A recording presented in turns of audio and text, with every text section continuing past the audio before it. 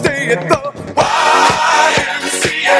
It's fun to stay at the 2024 সালে নির্বাচনী প্রচারণায় ট্রাম্প ছিলেন প্রবল যুদ্ধবিরোধী। নতুন কোনো যুদ্ধে জড়াবে না যুক্তরাষ্ট্র, নির্বাচনে এমন প্রতিশ্রুতি দিয়েই দ্বিতীয়বার মার্কিন প্রেসিডেন্ট নির্বাচিত হয়েছিলেন ডোনাল্ড ট্রাম্প। এমনকি অকারণ যুদ্ধে যুক্তরাষ্ট্রকে জড়ানোর জন্য আগের প্রেসিডেন্টদের ব্যাপক সমালোচনায় মুখর ছিলেন তিনি।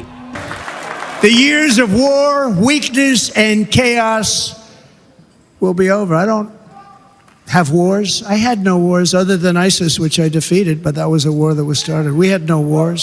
I could stop wars with a telephone call. President হওয়ার পর শুরুর দিকে পৃথিবীর নানা অঞ্চলে যুদ্ধ থামানোর কৃতিত্ব নিয়েছিলেন তিনি। দাবি করেছেন 8 মাসে 8টির বেশি যুদ্ধ থামিয়েছেন তিনি। ট্রাম্পের দাবি তার কারণেই যুদ্ধ থামিয়েছে আজারবাইজান, আর্মেনিয়া, কম্বোডিয়া, থাইল্যান্ড, এমনকি Bharat পাকিস্তানও।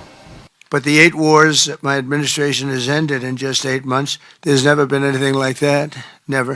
There never will be either. I can't think of any president that ever solved one war. I don't think anybody. They start wars, they don't solve them. কিন্তু তাহলে হঠাৎ করে কি বদলে গেল?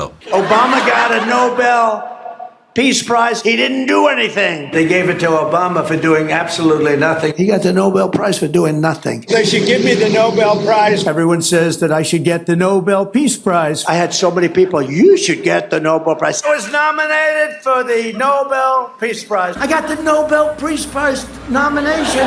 I got nominated for the Nobel Prize. Where's my Nobel Peace Prize? They don't talk about it. A Peace Prize Nobel nomination, and they didn't cover it. নোবেলের মনোনয়ন একটি গোপন ব্যাপার হলেও ট্রাম্পকে রীতিমতো ঘোষণা দিয়েই মনোনয়ন দেয় ইসরায়েল ও Pakistan. I want to present to you, Mr. President, the letter I sent to the Nobel Prize Committee. Wow. Thank you very much. কিন্তু তারপরও ট্রাম্পের ভাগ্যে ছেড়েনি 2025 সালের শান্তিতে নোবেলের শিকে। The Norwegian Nobel Committee has decided to award the Nobel Peace Prize for 2025 to Maria Corina Machado. পরের বছর জানুয়ারিতেই ভেনেজুয়েলায় অভিযান চালিয়ে মার্কিন বাহিনী দেশটির প্রেসিডেন্ট নিকোলাস মাদুরোকে গ্রেপ্তার করে নিয়ে যায় যুক্তরাষ্ট্রে। ট্রাম্প বলেন, এখন থেকে ভেনেজুয়েলা তার কথা মতোই চলবে।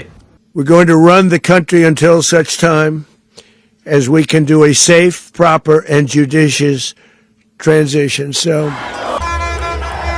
অনেকে মনে করেছিলেন সদ্য নোবেল জয়ী মাচাদোকেই হয়তো ভেনেজুয়েলার অন্তর্বর্তী শাসক হিসেবে চাইবেন ট্রাম্প। কিন্তু মাচাদো নিজের নোবেল পুরস্কার ট্রাম্পকে উৎসর্গ করলেও তাতে মন গলেনি মার্কিন প্রেসিডেন্টের।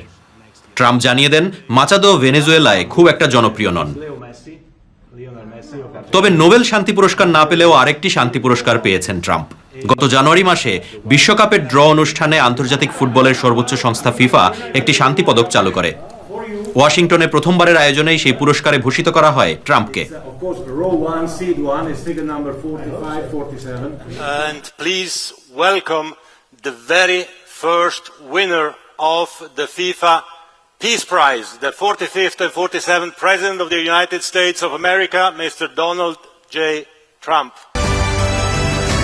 Thank you. Thank you, Mr. President. Mr. President, this is your prize, this is your Peace Prize.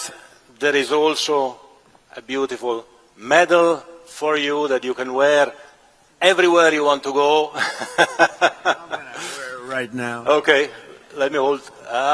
Fantastic. Excellent. Trump নিজেই বোর্ড অফ পিস নামে একটি সংস্থা গঠন করেন। 2-3 days, right? And we said these are two very powerful nations. These are two nuclear. Thank you. তবে Nobel না পাওয়ার আক্ষেপ যে তার রয়ে গেছে সেটি ঢাকতেও কোনো রাখঢাক করেননি ট্রাম্প। নরওয়ের প্রধানমন্ত্রীকে লেখা চিঠিতে ট্রাম্প বলেছেন 8টার বেশি যুদ্ধ থামানোর পরও তাকে নোবেল প্রাইজ না দেয়ায় তিনি আর এখন শুধুমাত্র শান্তি নিয়ে চিন্তা করার বাধ্যবাধকতা অনুভব করছেন না। এরপর থেকে নানা দেশের নামই উঠে আসছে ট্রাম্পের মুখে। মধ্যপ্রাচ্য, প্রতিবেশী দেশ, এমনকি দীর্ঘদিনের মিত্ররাও বাদ যাচ্ছে না তার হুঁশিয়ারি থেকে। The United States military began major combat operations in Iran. Colombia is very sick too, run by a sick man. We need Greenland for national security. One way or the other, we're going to get it. What I'd like to see, Canada become our 51st state. Cuba is going to be something we'll end up talking about because Cuba is a failing nation right now. তবে সবচেয়ে বেশি যে নাম বারবার উঠে আসছে ট্রাম্পের মুখে সেটি হচ্ছে কিউবা। ইরান যুদ্ধ শেষ করেই কিউবার দিকে নজর দেওয়ার কথা বলছেন তিনি। Tío del Ayatollah Khomeini y del pueblo de Irán. ভেনেজুয়েলার মাদুরোর সঙ্গে ঘনিষ্ঠ সম্পর্ক ছিল ইরানের আয়াতুল্লাহ খামেনেই প্রশাসনের। এখন মাদুরো মার্কিন কারাগারে, খামেনেই মার্কিন ইসরায়েলি হামলায় নিহত। La dignidad y la estabilidad. এমন পরিস্থিতিতে ভেনেজুয়েলা ও ইরানের সঙ্গে ঘনিষ্ঠ সম্পর্ক থাকা কিউবাও পড়েছে বিপদে। দেশটিতে দেখা দিয়েছে জ্বালানি তেলের ব্যাপক সংকট, অর্থনীতিও পতনের মুখে। ভেনেজুয়েলা, ইরানের পর ডোনাল্ড ট্রাম্পের পরবর্তী লক্ষ্য কি তাহলে কিউবা?